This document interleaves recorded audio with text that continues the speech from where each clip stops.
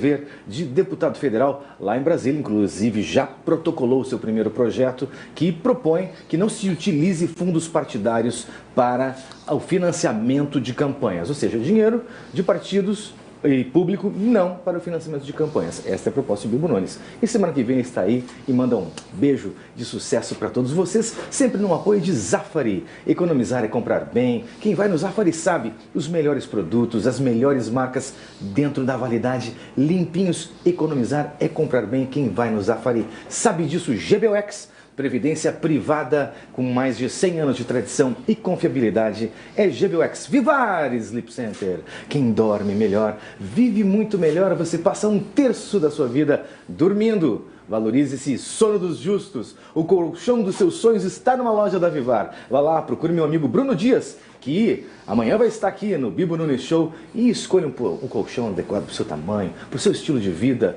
para o seu peso, para as horas de sono que você gosta de passar. Vivar Sleep Center. Cremers, ação pela saúde. Cremers. E GBOX, já falei de GBOX, tranquilo, beleza. E os nossos convidados de hoje? Estamos aqui com a doutora Liliane Herter. Ela é médica, certo? Ela é uma ginecologista infanto-juvenil. Ela representa a Sociedade de Ginecologia da Infância e da Adolescência, e a SOGIAS, que é a Sociedade de Ginecologia aqui do Rio Grande do Sul, vai falar sobre prevenção de gestação na adolescência. Estamos na semana de prevenção à gestação na adolescência. Fica colado porque esse é um assunto muito importante para a saúde de todo mundo. Professora Claudinha, a vereadora de Guaíba, que está à frente de uma investigação muito séria sobre corrupção na saúde. É isso, professora Cláudia? Isso mesmo. Corrupção na saúde. Eu fico chocado que alguém possa roubar dinheiro daqueles que precisam de tratamentos, que precisam de leitos no hospital. Esses criminosos, para mim, não deveriam ter prisão perpétua. É o pior tipo de crime, roubar dinheiro da saúde. Claudinha vai nos contar como acontece isso lá em Guaíba. Comandante Nádia Guerra, dela está aqui. Ela já está completando 30 dias como 30 dias como secretária do governo Marquesan, secretária do Desenvolvimento Social. Vai nos contar um pouquinho sobre o Cabide Solidário, esse projeto que é muito bacana, muito bonito, muito solidário. Doutor Tiago Duarte, deputado estadual, eleito nesta última eleição, começou o seu mandato aí nessa semana e vai nos contar um pouquinho sobre a sua batalha pelo planejamento familiar. Então, temos muitas coisas interessantes hoje aqui. Liliane Herter, boa noite. Boa noite. Tudo bom? Como é que está você hoje? Tranquila? Semana da Prevenção de Gestação na Adolescência. Tem milhares, centenas de milhares de adolescentes que engravidam no Brasil. São quantas exatamente? A senhora tem esse número? O que acontece? É mais de 500 mil, né? Mais de 500 mil meninas. Eu fiz um cálculo, isso dá um nascimento de adolescente por minuto no Brasil. Um nascimento de adolescente por minuto? Mas é uma gestação de risco, não é? É uma gestação de risco, mas é uma gestação de risco mais psicossocial do que físico. A gente tem aumento de incidência de infecção urinária, de anemia, de trabalho prematuro, né? Eventualmente de doença hipertensiva. Mas o grande impacto mesmo é psicossocial, né? Por quê? Essa adolescente, frequentemente, ela é removida da escola, ela tem uma diferenciação a menos em termos de qualidade técnica para emprego, né? Então é uma menina que sai do trabalho, ou seja, não entra, né? Para de estudar. Muitas vezes começa a depender do parceiro, né, porque tem que cuidar do bebê. Se houver então ela parceiro. tem uma qualidade técnica, né, de competição a menos que as demais. Então mas ela a sempre creche estaria também envolvida nessa questão? Não deveriam haver creches, mais creches para se enfrentar essa situação? é que são situações difíceis, porque todo esse crescimento anárquico, né? Então a gente vê, por exemplo, a taxa de gestação de adolescente no Brasil, para comparar, nós estamos em torno de 65 nascimentos por 1.000 habitantes entre 15 e 19 anos, tá? 65 nascimentos A cada por mil, habitante, por a cada mil adolescentes de 15 a 19 anos, tá? É muito alto esse índice. A África é mais de 100. Na Suíça é 2 por 1.000. Na Suécia é 3 por mil. Na França é 6 por mil. Bom, mas entende? eles também enfrentam problemas com a falta de natalidade. Mas é isso que a gente tem que organizar o crescimento planejado. Na hora que tu tem, né, essas condições são mais frequentes em população de baixa renda. Por quê? Porque a de renda média ou alta, ela se antecipa ao problema, ela procura com mais precocidade, a mãe leva para discutir anticoncepção, está todo mundo antenado. Ela tem acesso ao Ela tem acesso e a menina à de mais baixa renda não tem acesso. Ela tem acesso ao método e ela tem acesso ao segmento. Mas não é um direito dessas meninas ter acesso a esse remédio? É um direito estatutário, é um direito que está no ECA, né? Mas não existem as condições na vida real. Então, o que acontece? A anticoncepção na adolescência é segura, ela consegue, em 99% das vezes ou mais, conseguir, né, evitar a gravidez. A gente não quer evitar a gravidez, a gente quer que a gravidez seja planejada. Pergunta, o anticoncepcional que a mulher adulta usa é o mesmo tipo que a adolescente usa? Sim, pode ser usado, né? A gente tem várias doses e aí a gente vai ajustar a nossa paciente.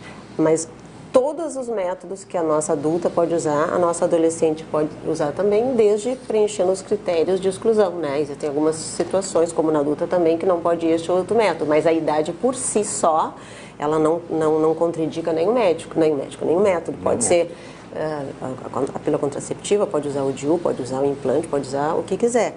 O problema... Pode usar DIU uma adolescente, pode, mesmo que ela nunca tenha tido nenhum tipo de experiência sexual? Esses casos... Ou seja, como ele diz, virgem. Não, esses casos são excepcionais, né? Então, assim, existe, assim?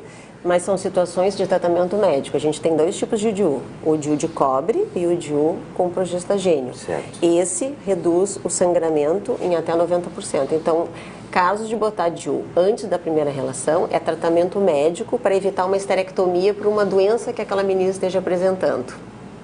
Então, assim, não se aplica para contracepção. Pós início das relações, a gente pode indicar. Evidentemente... Qual é a média de início, na idade média que as meninas iniciam a sua vida sexual no Brasil? A média de 15 anos. Na último censo que a gente teve, houveram mais de 5 gravidezes com menos de 10 anos. E houveram mais de 2.000 gravidezes entre 10 e 14 anos. É muito jovem. Então, nós estamos falando de gente que teve bebê. A gente não está falando em quem teve aborto ou causou aborto, né? Então, assim, se existe uma população enorme que engravida, existe uma população muito maior que iniciou a atividade sexual. Claro, muito né? cedo. Então, assim, a média é 15 anos, mas, assim, a gente precisa frequentemente falar sobre contracepção dos 10, 11, 12 anos em diante. Como universalizar o acesso ao anticoncepcional para as adolescentes, na sua opinião? Facilitar. Adolescente é uma população de necessidade imediata e contracepção é uma emergência médica. Contracepção é uma emergência médica. Espero que os secretários da saúde dos municípios gaúchos, que o secretário da saúde aqui do Rio Grande do Sul esteja muito atento a essa situação, certo? O Rio Grande do Sul não tem um índice baixo de adolescentes grávidas, certo? Um índice alto aqui. Ele é um índice alto, mas assim, o que aconteceu? Ao longo dos anos, o Brasil tem melhorado. Em torno de 2000, 23% dos partos eram de adolescentes. Isso foi de regredir. 23%? Atualmente é 18%, então nós baixamos 5%, é bastante.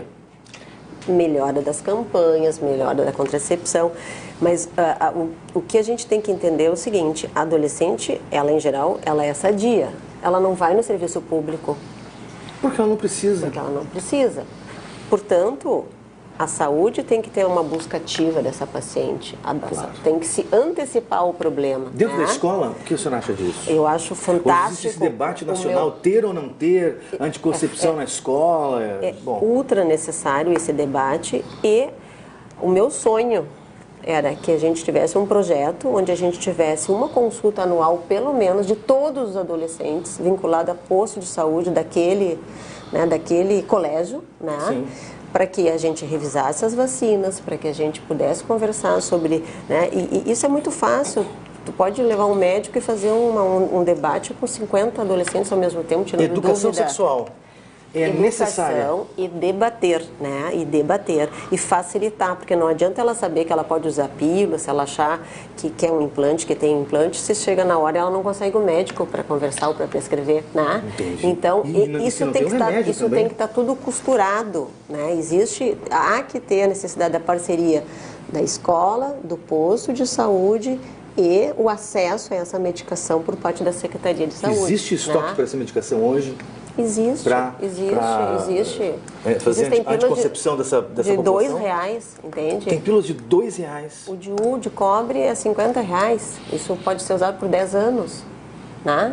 Então, evidentemente, que não vai botar um DIU numa menina que tem muita cólica, que tem hemorragia. A gente tem que organizar para quem que vai dar cada coisa. Mas, assim, a contracepção bem feita, ela protege de 95% a 99%. Então, o problema não é o método, o problema é que adolescente não vai encarar uma fila de não sei quantas horas na madrugada. E o preservativo, doutora? O preservativo, ele é muito bom para prevenção de DST. Então, ele é um método que tem que estar junto. Coadjuvante. Mas o risco, se a gente for ver ao longo do ano, né, porque quem é que usa a camisinha? Tem que ser usada em todas as relações durante todo o ano. Um dia falta a camisinha, outro dia não sei o que, entendeu? Então, assim, é um método que demanda muito comprometimento pessoal. Disciplina. E esta faixa etária não é uma faixa etária característica de disciplina. Então, assim, tanto a utilização da pílula quanto do preservativo deveria ser ensinado na escola. Esse é o fato médico. Deveria ser discutido em casa, na escola e no posto de saúde. Os 3 braços juntos vão acolher esse adolescente e ele vai estar preparado para participar da contracepção. O que a gente vê hoje, por exemplo? A contracepção na menina, ela é uma atividade pública, porque ela tem que falar com a mãe, que vai marcar uma consulta, que vai ser no posto ou aqui, ela tem que participar dessa decisão com várias pessoas. Se ela não tiver forte, ela não vai pedir para a mãe. Ela expõe a menina, ela não acaba se vulnerabilizando. Por isso que eu sou partidária de que a contracepção tem que ser conversada com um tempo hábil e tem que ser treinada essa adolescente e ela não precisa vincular o início da pílula e o início da atividade. Vamos fazer uma pesquisinha aqui no nosso estúdio aqui. Quem é favorável à educação sexual, à distribuição de pílula na escola? A senhora é, vereadora Claudinha? Distribuição da pílula na escola? Isso. Não. Mas a discussão da anticoncepção, sim. Eu sou professora da rede estadual, inclusive, e acredito que, como a doutora falou, isso deve começar em casa, a conversa, o diálogo com os pais, a informação parte disso. Só que os adolescentes, muitos adolescentes, hoje a informação, a gente tem a informação a todo vapor chegando. Ocorre como tu filtrar qual é a informação correta dentro de tudo que vem e aquilo que não seja correto. Só que acontece muitas vezes que, principalmente, né, nesse caso do foco que são as meninas, elas têm um certo receio, né, dependendo de como é a sua questão familiar, de conversar com a mãe ou muito mais com o pai sobre isso. E aí a escola tem um papel fundamental, na minha opinião. Comandante Nádia, acesso à pílula anticoncepcional na escola ou não? Na escola também não. Acredito que essa conversa na escola tem que ter essa discussão, como bem falou a doutora. O posto de saúde nas comunidades. Então, precisa se utilizar métodos de longa duração para que essas mulheres e esses homens, mas principalmente essas mulheres, possam fazer planejamento familiar. O que é planejamento familiar? Só como se fosse um fardo da mulher. E o homem? Não, o homem tem que usar o preservativo, mas infelizmente, tecnologicamente, a gente não conseguiu chegar num método que retirasse espermatozoides sem causar impotência, sem causar dificuldade de ereção, porque o hormônio é o mesmo, a testosterona. Mas qual é a questão? A questão é fazer planejamento familiar, é dar possibilidade, que é isso que não é dado como política pública no estado, no município, na federação, dá a possibilidade da mulher poder escolher de forma livre e consciente quando e quantos filhos vai ter. O único momento na história recente de Porto Alegre que a taxa taxa de mortalidade infantil baixou de 2 dígitos foi quando se fez aqui um projeto de planejamento familiar, utilizando os implantes subcutâneos, um método de longa duração, né? Foi o único momento da história do município. Por que isso? Qual é a relação de uma coisa com outra? Nacional, inclusive, né? Foi para o Jornal Nacional, virou em todo o Brasil um debate. A relação é direta. A mulher adolescente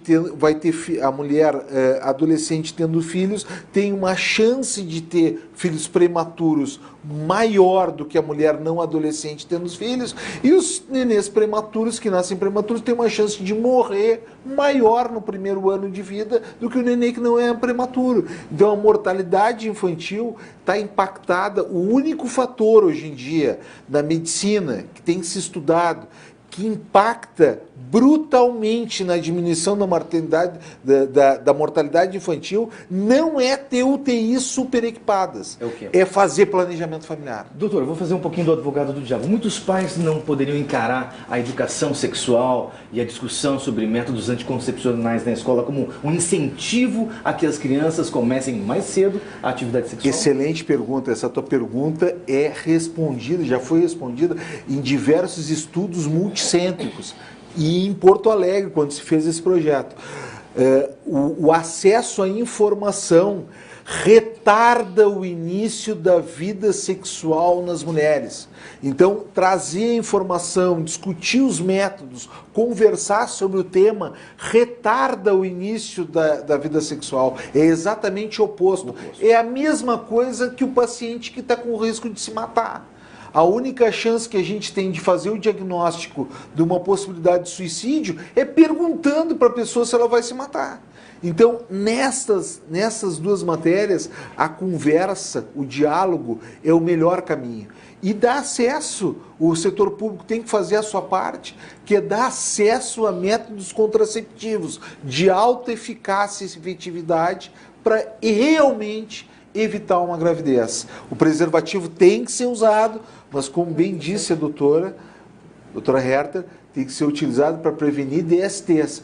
Como prevenção de gravidez, ele é falho e tem uma falha que é maior que 10%. Doutora Liliane, se tiver algum professor, algum diretor de escola que está nos assistindo e queira ter palestras sobre planejamento familiar, sobre prevenção de gestação na adolescência, aonde essa pessoa vai se dirigir? Então, eu imagino que o posto de saúde, por isso que tem que ter essa parceria. O posto de saúde tem condições de fazer serviço? É uma coisa que tem que ser planejado, porque a gente, nesta faixa etária, a gente multiplica o conhecimento. Então, tu pode fazer um grupo de sensibilização de aula e depois individualizar na consulta. Se tu tiver que explicar todos os métodos para cada um na consulta, quanto tempo tu vai precisar de consulta? Se tu fizer uma palestra sobre como é que os métodos funcionam, quais são as características, e depois o consultório só vai individualizar aquela adolescente, sim, tu vai reduzir. Isso é dinheiro, né? Claro. Os grupos de sala de espera, né, doutor Liliane? Existem horrores, né? Trabalhos na escola. Então, assim, a educação sexual, algumas vezes pode ser entendido como estímulo. Nós entendemos... Qual é a formação de um educador sexual?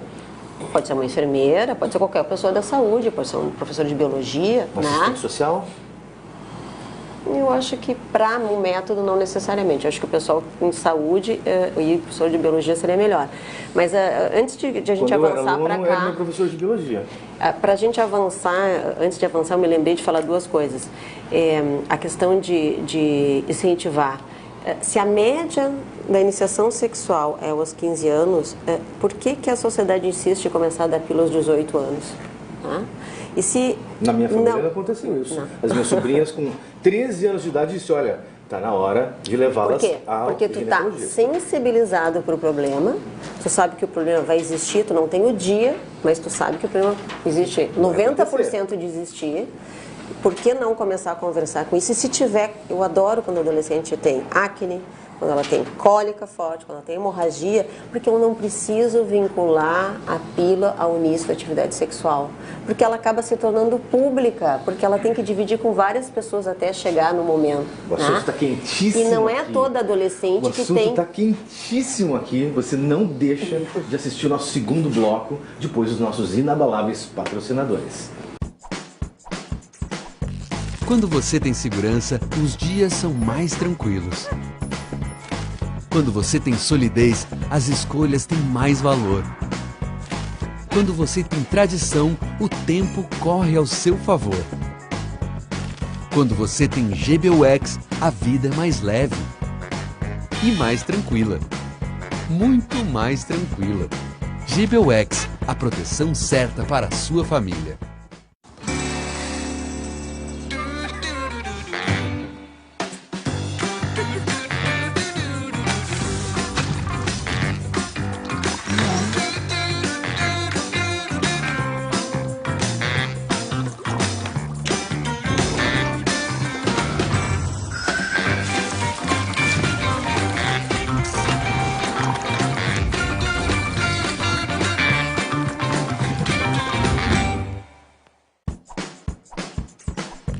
Quando você tem segurança, os dias são mais tranquilos. Quando você tem solidez, as escolhas têm mais valor. Quando você tem tradição, o tempo corre ao seu favor. Quando você tem GBUX, a vida é mais leve e mais tranquila. Muito mais tranquila. GBUX, a proteção certa para a sua família.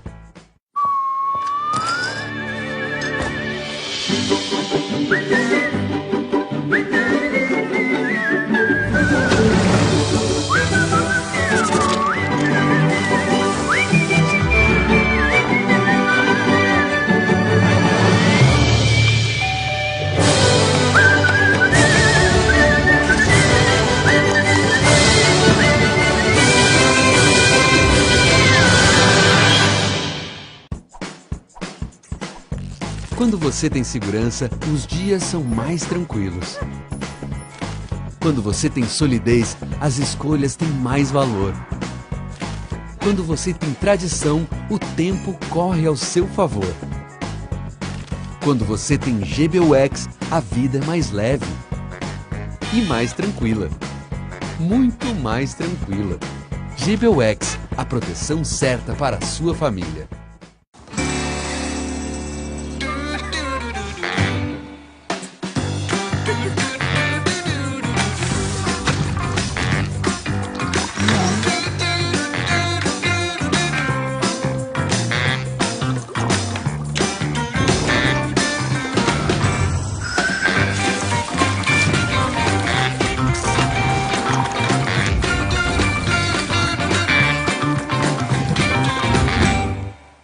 E voltamos com Bibo Nunes Show, sempre no apoio de GBUX. Tradição e confiabilidade em previdência privada com mais de 100 anos. Zafari, economizar é comprar bem. Vivar Sleep Center, o colchão dos seus sonhos, está lhe esperando numa loja da Vivar Sleep Center. E Cremers, ação pela saúde. Doutora Liliane Herter, o assunto é o mais interessante possível. Espero que as pessoas tragam os adolescentes para a sala para escutar um pouquinho hoje do Bibo Nunes Show. E com que idade eu posso começar a sugerir que uma adolescente tome pílula? Bom, a partir da primeira menstruação, se tiver indicação... 12 anos? Não existe idade mínima. Evidentemente que tem que ter uma situação que tenha, né? A gente tem meninas, existe até caso de gravidez descrito na literatura antes da primeira relação, da primeira menstruação. Isso é raríssimo. Raríssimo. Mas pode acontecer. A ovulação acontecer. não está associada à menstruação? Não, a gente às vezes ovula e sangra. Então, é que nem os pacientes que estão amamentando, que não estão menstruando, engravidam antes de menstruar. Nossa. Né? Então, claro que isso é, né, uma situação rara. Mas, assim, havendo necessidade, ela pode começar em qualquer momento. Nós temos aqui uma senhora que foi mãe adolescente. Sim. A professora Claudinha teve o primeiro com 17. Fiquei grávida do meu primeiro filho com 17 anos. Como foi essa experiência para ti? É muito semelhante com o que a doutora falou, que os principais assim, aspectos que vêm para nós, mulheres, adolescentes, na gestação, é a questão social. Muito além do aspecto físico, das mudanças com o corpo, dessas descobertas com o corpo, é os preconceitos, isso que foi há 20 anos atrás. Isso, você sentiu esse e ainda preconceito os na preconceitos pele? Em família, na escola, nesses grupos sociais que a gente frequenta. Sim. E que ainda olham diferente para a mulher. O homem, se é pai adolescente, ele é o garanhão, ele é o bom. Isso há 20 anos atrás era assim e continua hoje assim, acha? infelizmente. Você tem certeza? Sim, sim. Trabalhando numa escola. Agora a mulher, para ela fica uma sobrecarga ainda, infelizmente, muito maior.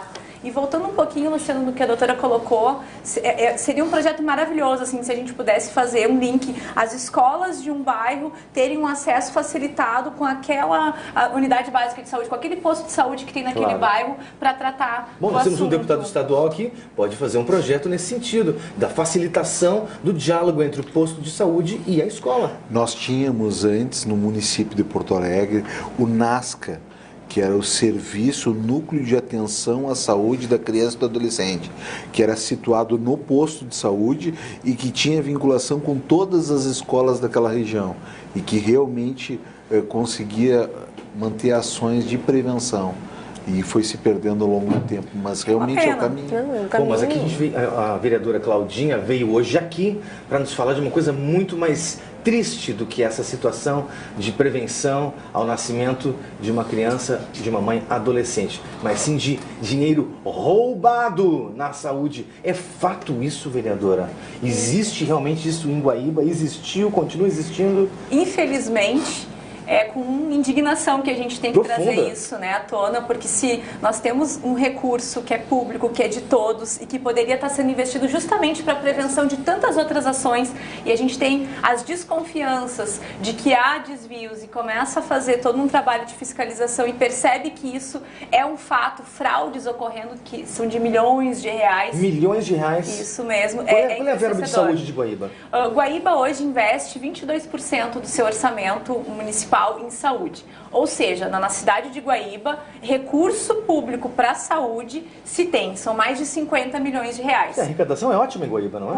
O 18º município do estado. O que ocorre? É a falta de gestão, é uma má gestão para aplicar os recursos com serviços, por exemplo, de terceirização, contratos superfaturados, medicações que não chegam até a farmácia. E assim vai. Postos de saúde que têm estruturas precárias, serviço, a parte de posto de saúde que é o da estratégia da família, que não tem a parte do dentista, a sala de vacinação que precisa de reparos, de curativos que não existe. Infelizmente, é o que vem ocorrendo.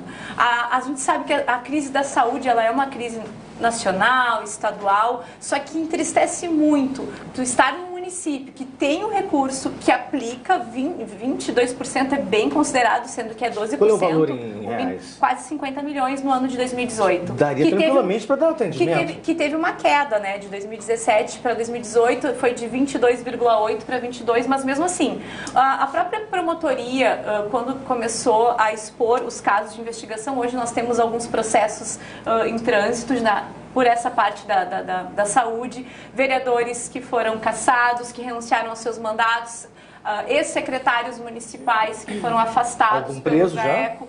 No momento não, são investigações que vêm de 2018, né, 26 de abril de 2018 para cá. Até o momento, ninguém condenado. Ninguém foi responsabilizado. É tudo em andamento, né? Mas a gente vê, Luciano, um ponto assim, infelizmente, nós não queríamos que tivessem esses atos de corrupção.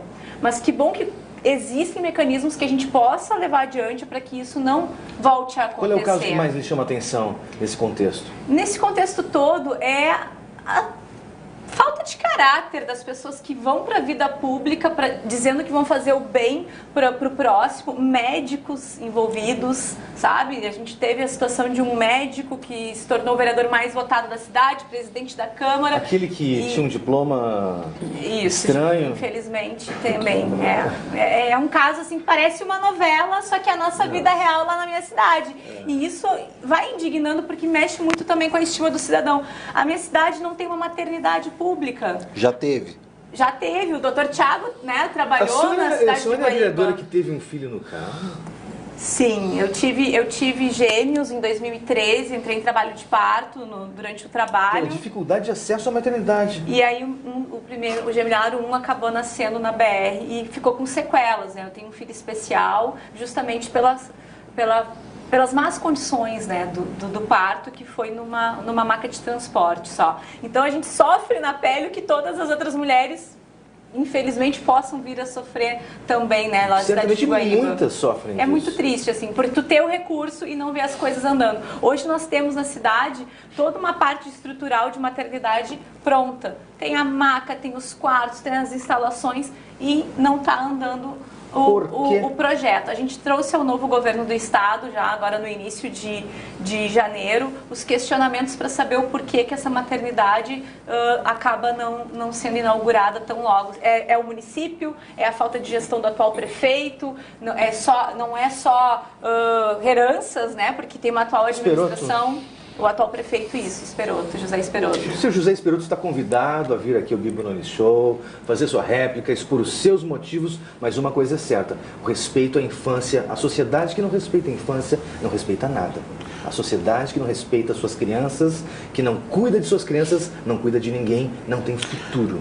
Doutor Tiago, está Vereadora Claudinha, desde já nem precisava dizer isso, mas para dizer publicamente, a Comissão de Saúde da Assembleia está à disposição para a gente voltar a discutir a questão da maternidade e principalmente eu tenho um carinho todo especial, foram anos de atendimento lá no Hospital Livramento. Hospital que eu nasci. Foram centenas de partos que eu fiz lá no Hospital Livramento, então sem dúvida nenhuma vão trabalhar juntos esse tema. Como enfrentar essa situação de corrupção, deputado? Eu acho que tem que ser com muita transparência, né? Com muita transparência da prefeitura, cortando na carne, afastando as pessoas que roubam, que acabam malversando recurso público e só dessa forma, só fazendo uma grande, ampla faxina, independentemente de quem for. Independentemente de quem for. Eu ia dizer, eu acho que a justiça tem que ser, tem que ter mão forte. Exemplar. E não pode, aquele que rouba, né, na rua, aquele que rouba uma pessoa que está passando, que rouba uma casa, que rouba um carro, ele está no mesmo nível de um político que rouba da população. E é um político muito pior. Está pior, né? E ele não pode ficar andando na rua como se fosse qualquer pessoa. Ele tem que cumprir na cadeia. Eu acho que só assim, exemplando o mau caráter de uma pessoa pública que está ali para fazer um serviço para a coletividade e rouba, ainda mais numa situação de saúde, educação e segurança. Assistência social. A FASC na gestão anterior passou por uma situação absurda. Imagina, eu queria saber o que pensa uma pessoa que rouba dinheiro destinado a crianças com problemas de saúde, com esclerose múltipla. Sim, com deficiência, né? Bom, agora a FASC está moralizada. Se Deus quiser, né? Estamos aí completando 30 dias. É mesmo, ali. E era muito, muito difícil aceitar prestações de contas consolidadas. Não tem como, né? Tem que ter um olhar mais do que atento ali. Completando agora 30 dias, né, da Secretaria. 30 dias de Secretaria de Desenvolvimento. E o Cabide? Como é que é o nome do projeto? Cabide Solidário. Cabide Solidário. Inauguramos ontem, né? O lançamento foi ontem. Onde? No Cine, ali na Avenida Sepúlveda, bem esquina com a Mauá. E é o quê? É um programa em que as pessoas podem ir lá entregar uma roupa. Mas não é uma roupa tipo campanha do agasalho, não é a roupa para aquecimento, para se aquecer, para se proteger do frio, não é o blusão, não é um casaco de lã, não. É roupa tipo a tua. É um terno, é uma camisa social, é um casaco mais estiloso, é uma saia social, um vestido, é um sapato social, uma bota, um sapato de bico fino. Tem a ver com autoestima? Totalmente com autoestima. Ali o Cine nós fazemos o quê? Nós recebemos as pessoas que estão querendo, angustiadas pelo primeiro emprego, ou para continuar trabalhando, e já é uma situação ali que a pessoa já vai com uma autoestima baixa. Ele está precisando do emprego. Então ele vai ali, tenta conseguir uma vaga. A partir do momento que ele consegue uma vaga, uma carta de encaminhamento para uma empresa, já dá aquele friozinho na barriga, porque ele vai ter que passar obrigatoriamente por uma entrevista com o RH daquela empresa. Então ele sair dali com a sua carta de recomendação, encaminhamento, e ver que tem um cabide ali, que tem roupas que ele pode escolher e ter aquela roupa melhorzinha, uma roupa que vai dar uma autoestima, que vai fortalecer naquele momento da primeira entrevista, é tudo de bom, né? Confiança. Confiança total. E eu digo para as pessoas, a gente sempre tem dentro do armário aquele terno, os homens, que não cabe mais, porque encolhe, né, gente? Encolhe dentro do armário. Aquela calça social, aquela saia, que normalmente a gente não vai entregar numa campanha do agasalho. Na campanha do agasalho, né, vereadora, nós pensamos em algo que venha proteger. E aquela roupa ali vai fazer a grande diferença. Olha aí. De roupa. E o Bibo Nunes, que tem várias gravatas. Olha aí. Não tem noção. É um absurdo. Aí, recolhe, leva lá. E eu estou dizendo pro pessoal, que o pessoal reclama ali, não tem onde estacionar, é ruim. Para na frente do Cine, dá uma buzinadinha, porque o pessoal já está pré-montado ali para buscar a doação, colocar no cabide, e as pessoas que estão ali ontem foi uma coisa de louco. As pessoas enlouqueceram com a roupa, pegavam roupa. Posso pegar para minha filha que também está indo para o emprego? Pode pegar.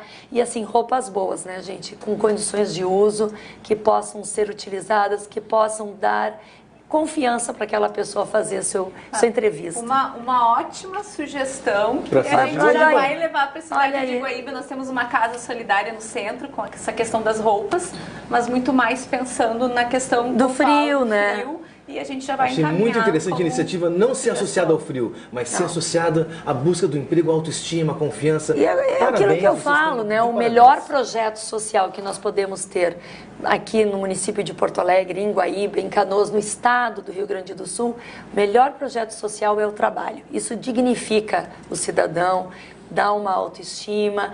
E as meninas, eu estava vendo ali, muitas vezes as meninas adolescentes que são mães na adolescência também acabam perdendo a parte do estudo, do trabalho. Então, são etapas muitas vezes que são perdidas na adolescência e que nós podemos... Não deu peixe, ensine a pescar. É isso aí. Essa é a lógica dessa campanha. Com certeza, com certeza. Olha aqui, ó, fantástico. Não perde o nosso terceiro bloco do Bibo Nunes Show. A conversa é muito quente aqui, a correnteza é forte. Fique com os nossos inabaláveis patrocinadores. Quando você tem segurança, os dias são mais tranquilos. Quando você tem solidez, as escolhas têm mais valor. Quando você tem tradição, o tempo corre ao seu favor. Quando você tem GBUX, a vida é mais leve e mais tranquila. Muito mais tranquila. GBUX, a proteção certa para a sua família.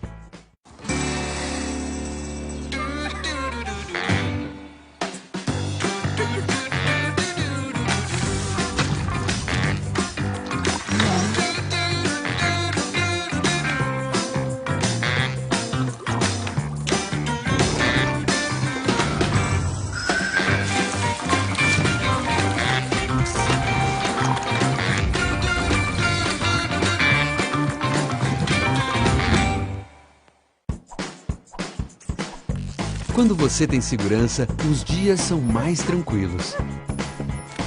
Quando você tem solidez, as escolhas têm mais valor. Quando você tem tradição, o tempo corre ao seu favor.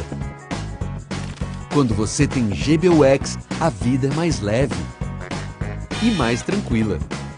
Muito mais tranquila. GBUX, a proteção certa para a sua família.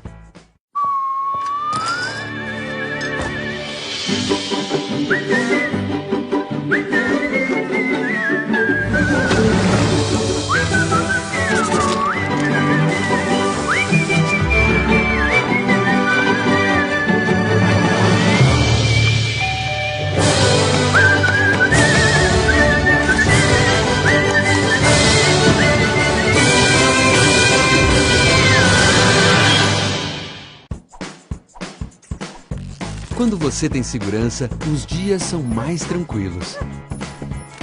Quando você tem solidez, as escolhas têm mais valor. Quando você tem tradição, o tempo corre ao seu favor. Quando você tem GBUX, a vida é mais leve e mais tranquila. muito mais tranquila.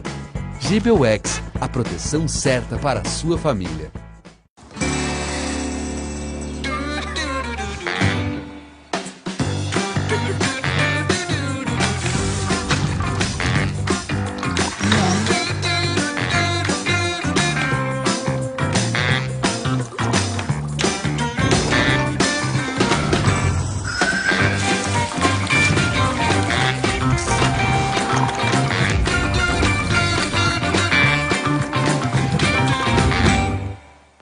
E voltamos com Bibo Nunes Show, sempre no apoio de GBUX.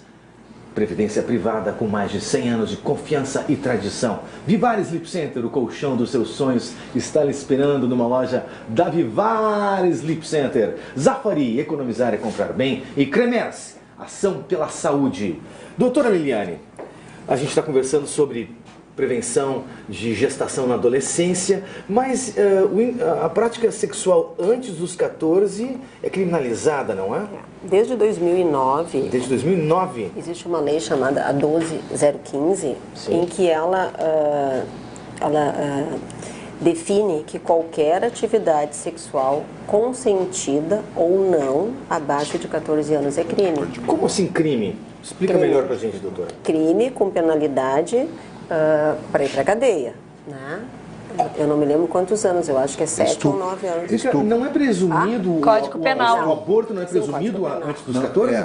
Na verdade, o estupro é presumido, a violência é presumida, né? O doutor Tiago é médico legista e ele é um dos especialistas em identificar situações de estupro aqui no Rio Grande do Sul. Inclusive meu trabalho de conclusão na faculdade de Direito foi sobre a questão do abortamento, dos crimes sexuais, né? E realmente, há menos de 14 anos, a violência é presumida, portanto é estupro. Então, assim, não importa se foi consentida, né? E se os dois forem adolescentes? Não, aí é um ilícito, mas não é aplicado, né, a penalidade de ir para a cadeia. Mas se alguém for maior de 18 anos e a outra for menor de 14, sim. E isso não é qualquer atividade sexual, não precisa ter penetração vaginal. Teoricamente, pela lei, um beijo poderia ser. Não pode beijar antes dos 14? Então, assim, por isso que isso é um assunto que tem que ser muito discutido. Eu beijei antes dos 14. Não, mas por isso eu digo, a lei não define essas questões. E isso é um problema muito sério, né? Porque se criou, a gente tem o Estatuto da Criança e Adolescente, que diz que o adolescente tem direito à privacidade, tem direito à consulta, tem direito ao método contraceptivo, e sendo adolescente. Não determina qual é a idade. E o Código Penal diz que abaixo dos 14 é crime. Pois então, como é que fica essa situação?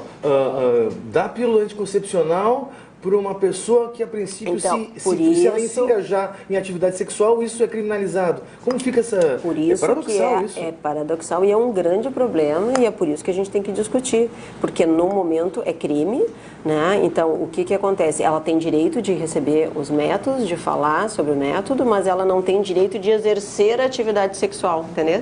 Que é muito complicado. Né? Você está se prevenindo contra uma eventual... Então, o que a gente tem que discutir é exatamente esse ponto de corte, né? Qual é a idade assim, que a gente deveria aplicar e inclusive, falar que existe essa lei e que se houver alguma denúncia, né, e acontece com alguma frequência, tipo pais que não concordam com o namoro dos filhos, então mesmo que seja o namorado, que seja consentido, isso é crime. Com menos de 14. Com menos de 14. Menos de 14 né? não pode namorar. Não pode. Menos de 14, agora, essa informação... Pode namorar. Não pode namorar, pode pegar na mão? Não pode namorar. Então imagina no Brasil... Pode pegar na mão. Pode pegar no pé? O que é interessante, que é muito interessante que a doutora está colocando, é que em 2009 houve uma diferenciação. Antes nós tínhamos o atentado violento ao pudor. Sim. E nós tínhamos o estupro. O estupro presumia relação pênis-vagina. Então, tinha que ter relação pênis-vagina. Tanto que na relação pênis-ânus era atentado violento ao pudor. Então, a partir dessa lei que a doutora acabou explicitando, da 12.000, nós deixamos de ter o atentado violento ao pudor e tudo passou a ser estupro. Portanto, hoje, o menino pode ser estuprado.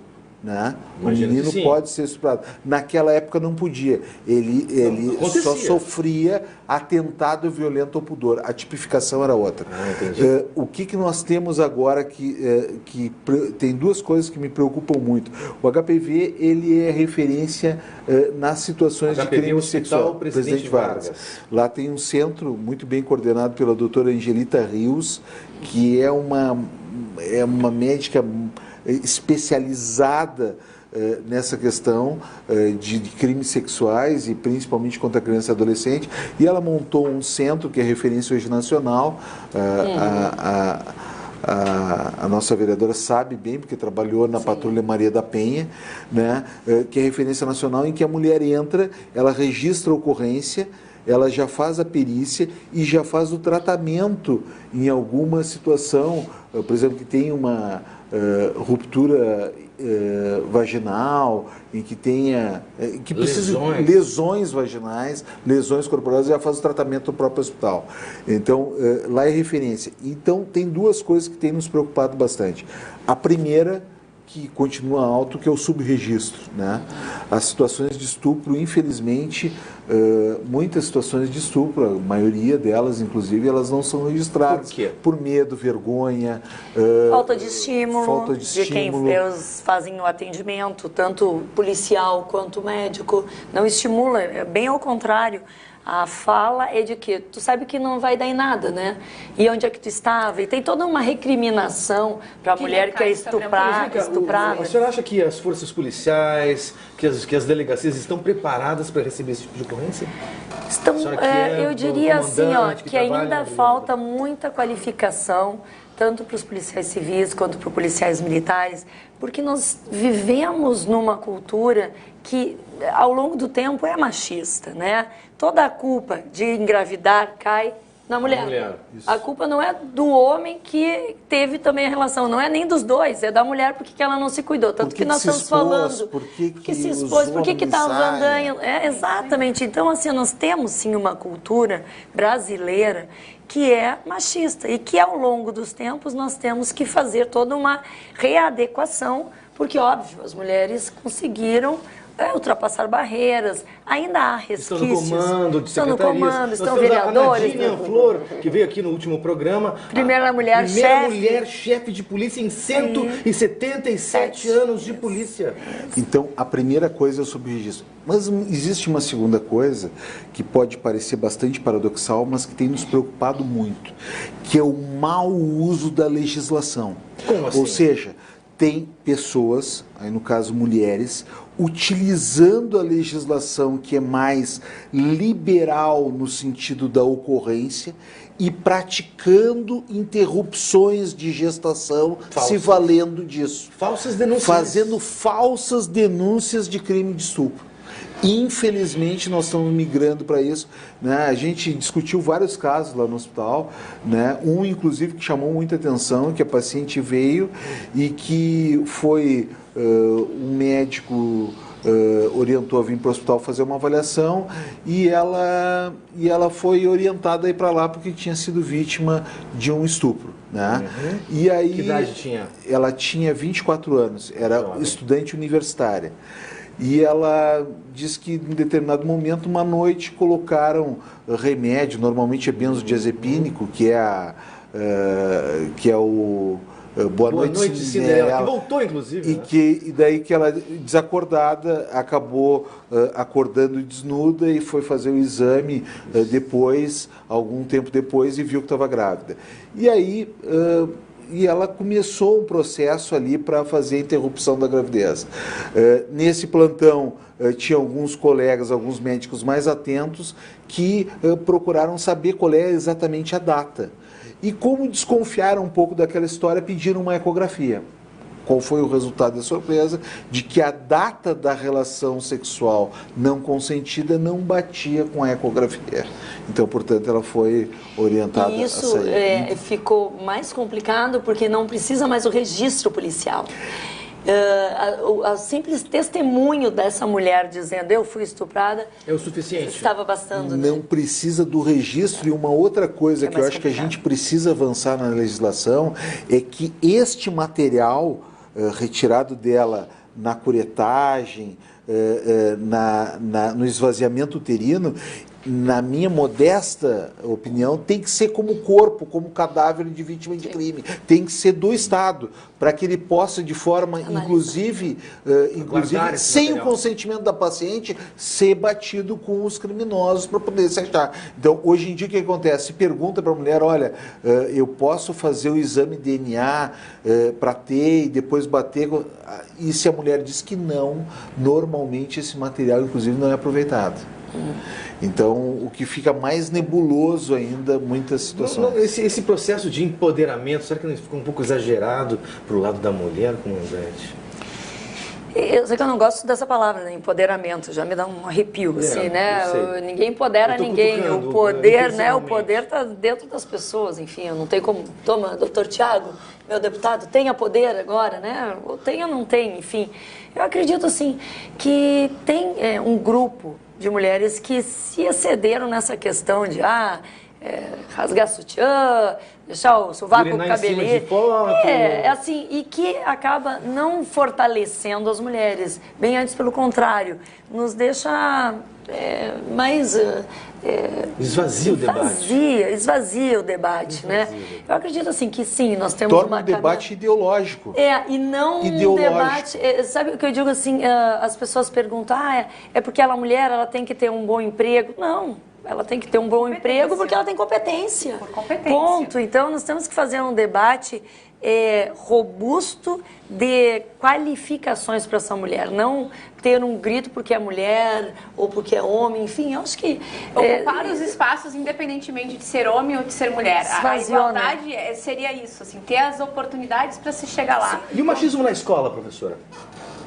A escola, ela é um espaço aberto, né, para dialogar, para conversar, é onde as descobertas estão acontecendo, a personalidade está se formando. Então, lá na escola eu vejo que as coisas são bem mais abertas, mas é no mundo real, dos portões fora da escola, dos muros fora da escola, que algumas coisas começam a acontecer. E ninguém vai querer chegar, acredito eu, né, eu pelo menos penso assim, num certo ponto por ser homem ou mulher. Quando a gente vai na rua pedir um voto, eu como vereadora, eu não peço voto por ser mulher, eu quero estar onde estou pela capacidade que tenho de ocupar pelo trabalho que tu espaço. tens, né? Então, isso sobre até é desabonador, gente... olha, eu cheguei nesse ponto de sucesso da minha carreira por ser homem ou ser mulher, isso é profundamente desabonador. Mas, Luciano, ainda é bem complicado algumas questões para as mulheres.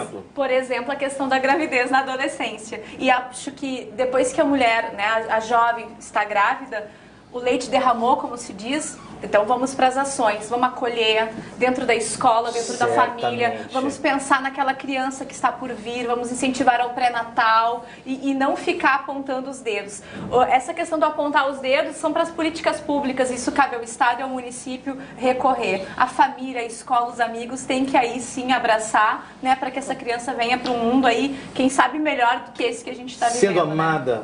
Isso mesmo. E o amor certamente é o recado mais importante. Mais importante. Certo. E olha, com esse recado de amor eu posso dizer para vocês uma coisa certa. Cada vez que eu faço o Bibo Nunes Show, eu aprendo muito. E esses convidados que estão aqui, eles têm uma característica em comum. Quando eles falam, os olhos deles brilham. Brilham por quê? Porque eles amam o que fazem. Eles colocam emoção no que fazem. Eles colocam a sua vida, a sua dedicação, fazendo o quê? Melhorando a vida dos outros. Melhorando a vida dos outros, eles melhoram as suas próprias vidas. E isso, claro, é um círculo de afetividade, de amor, de humanidade que torna essas pessoas muito especiais. Então eu espero que vocês tenham se divertido tanto quanto eu, mesmo com temas tão difíceis quanto aborto, estupro, violência sexual, gestação na adolescência. Bom, nós tivemos o Cabide Solidário, que é um exemplo maravilhoso. Não deixe de participar. Centrão, Mauá, com a Sepúlveda. Mauá com Sepúlveda. Amanhã eu vou estar colocando as calças que ficaram pequenas em mim. Encolheram eu tenho esperança de usá-las, mas não, eu vou participar da campanha. E isso é um recado de amor. E se tem alguém assistindo aí do teu lado, Bibo Nunes Show, junto contigo, dá um abraço nessa pessoa. Diz eu te amo para essa pessoa. Dá um beijo nessa pessoa. E se não tiver ninguém do teu lado assistindo Bibo Nunes Show, amanhã de manhã, quando sair de casa, a primeira pessoa que tu encontrares, dá um abraço, dá um aperto de mão, diz bom dia para essa pessoa. Estes pequenos atos humanitários tornam a humanidade, a sociedade e a você mesmo pessoas muito melhores. E com esse recado de amor e de sucesso, eu deixo um beijo de sucesso para todos vocês. Quando você tem segurança, os dias são mais tranquilos. Quando você tem solidez, as escolhas têm mais valor. Quando você tem tradição, o tempo corre ao seu favor. Quando você tem GBUX, a vida é mais leve e mais tranquila. Muito mais tranquila. GBUX, a proteção certa para a sua família.